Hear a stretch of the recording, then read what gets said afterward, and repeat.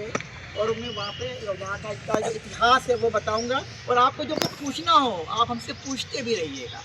तो देखिए, ये यहाँ का एक मेन अट्रैक्शन है ब्रिटिश रेजिडेंसी, जहाँ पर अंग्रेज़ों के साथ हम लोग की जंग हुई थी, लड़ाई हुई थी, प्रथम जिसे हम कहते हैं फर्स्ट वार ऑफ इंडिपेंडेंस 1857 की क्रांति जो हुई थी। लेकिन उससे पहले आपको थोड़ा यहाँ का इतिहास बता, हिस्ट्री में इंटरेस्ट है सबको? Yes sir. पहले आपको थोड़ा लखनऊ का इतिहास बता देते हैं सर। देखो बच्चों, लखनऊ भी काफ़ी प्राचीन, बहुत ऐतिहासिक सिटी है, और यहाँ के लोगों को भी ऐसा बिलीव करते हैं, ऐसी मान्यता है कि लखनऊ को बसाने वाले जो थे वो भगवान राम के छोटे भाई लक्ष्मण थे, और उन्हीं के नाम पे इसका नाम भी पड़ा है। लेकिन सर, क्योंकि ये हज़ारों साल पुरानी बात है, उसके बाद ये एरिया पता नहीं कितने बार ख़त्म हुआ होगा, आबाद हुआ होगा। तो यहाँ की जो अवेलेबल हिस्ट्री मिलती है वो 11वीं शताब्दी से यहाँ छोटी सी एक आबादी रिवर गोमती के किनारे रहा करती थी। धीरे धीरे आबादी यहाँ की बढ़ती गई, और यहाँ की हिस्ट्री में जो फ्लोरिश होना स्टार्ट किया वो अकबर के पीरियड से। अकबर ने जो भी उसका यहाँ पे राज्य था उसको उसने 12 स्टेट्स में बांटा था, जिसमें एक स्टेट बनाया था अवध, नाम तो सुना होगा आपने, अवध। और अवध की राजधानी बनाया लखनऊ को। जब ये राजधानी बना, फिर यहाँ के हिस्ट्री ने जो फ्लोरिश होना स्टार्ट किया, ट्रेडिंग, बाकी एक्टिविटी, नाम तो फिर राजधानियाँ ज़्यादा विकास करती हैं, आपने देखा होगा। तो आप ये मान सकते हैं जो लखनऊ का हिस्ट्री जो विकसित होना स्टार्ट हुई वो अकबर के पीरियड से। और अकबर का पीरियड क्या था? 1556 और उसके आगे। और अवध के जितने भी रूलर्स थे सब मुगलों के अपॉइंटेड थे, उनको यहाँ अपॉइंट किया जाता था और रूल करते थे, उनको अपना बादशाह मानते थे। ये मोटी मोटा यहाँ का इतिहास है।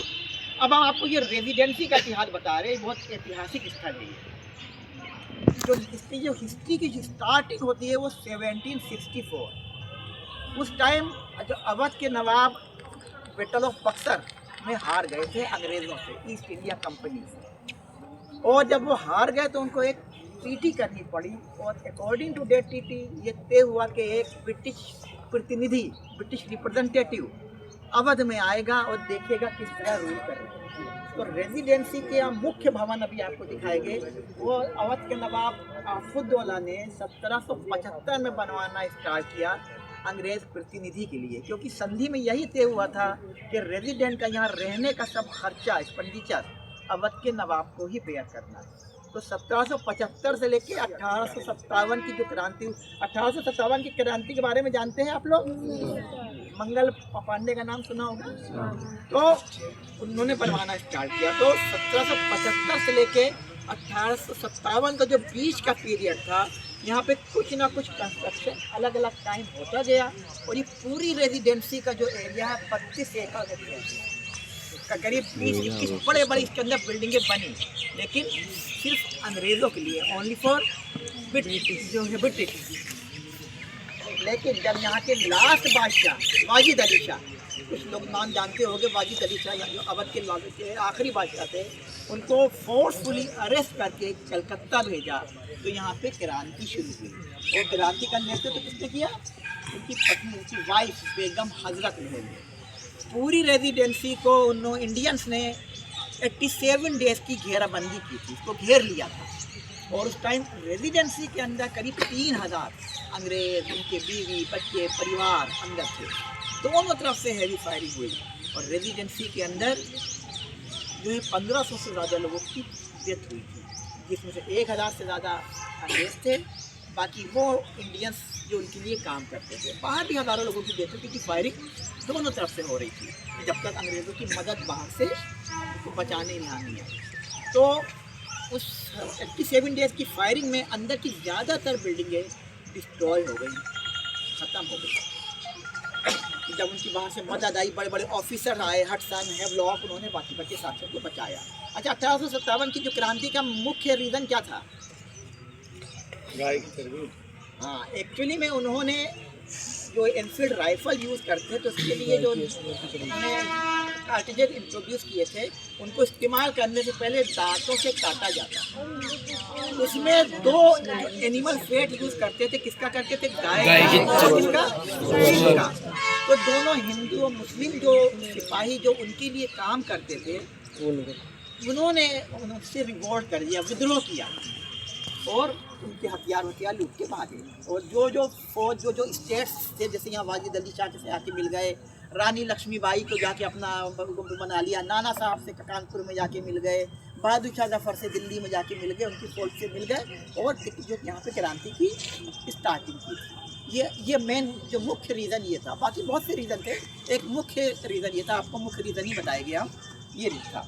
तो यहाँ जो 87 दिन की फायरिंग में जो है अंग्रेज़ों का बहुत नुकसान हुआ, करीब 1500 से ज़्यादा लोग यहाँ पे डेथ हुई थी यहाँ पर। और यहाँ अभी हम लोग घूमेंगे, यहाँ पे आप प्रेजेंटली आप जो देख पाएंगे सिर्फ 2-4 बिल्डिंग के खंडहर, ज़्यादातर बिल्डिंगें कुछ उस टाइम ख़त्म हो गई, कुछ उसके बाद, क्योंकि इसकी कोई देखभाल नहीं हुई, धीरे धीरे ये ख़त्म होती गई जब तक ये आर्कियोलॉजिकल सर्वे ऑफ इंडिया के अंडर में नहीं आ गई।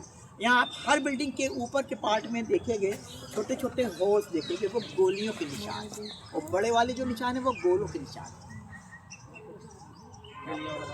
जैसे आप वहाँ जाएगी जलियांवाला बाग में, वहाँ तो ये 1857 की क्रांति का एक ये मुख्य केंद्र है। जब बेगम हजम महल पूरी तरह हार गई, यहाँ से किसी तरह बच के गई, नेपाल के राजा ने अपने यहाँ उनको रखा।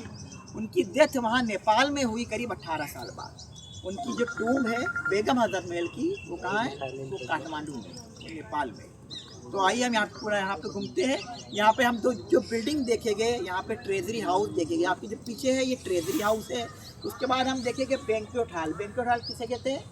भोजशाला, जहाँ पे उनकी कल्चरल एक्टिविटीज़ है। यहाँ हम सब सारी बातें यहाँ पे क्योंकि एक साथ गैदर है, यहीं बता देते हैं एक साथ, वरना फिर जो है आप लोग बिखर जाएंगे। तो हम लोग बैंक्वेट हॉल जाएंगे। बैंक्वेट हॉल किस लिए यूज़ होता था? उनकी जो है उस टाइम जो वहाँ पे एक्टिविटीज़ होती थी, सिंगिंग, म्यूज़िक, जो वहाँ पे उनकी दावतें होती थी।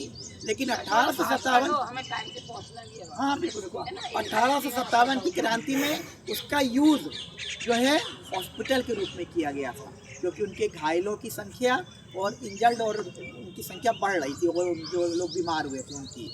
फिर हम जो है यहाँ पे ब्रिटिश रेजिडेंट का मुख्य भवन देखेंगे, मुख्य भवन, और वहाँ पे उसके बराबर में एक छोटा सा म्यूज़ियम है। म्यूज़ियम में आप लोग जब जाइएगा तो जैसा कि म्यूज़ियम में होता है, किसी चीज़ को हाथ नहीं लगाना है, दूर से देखना है।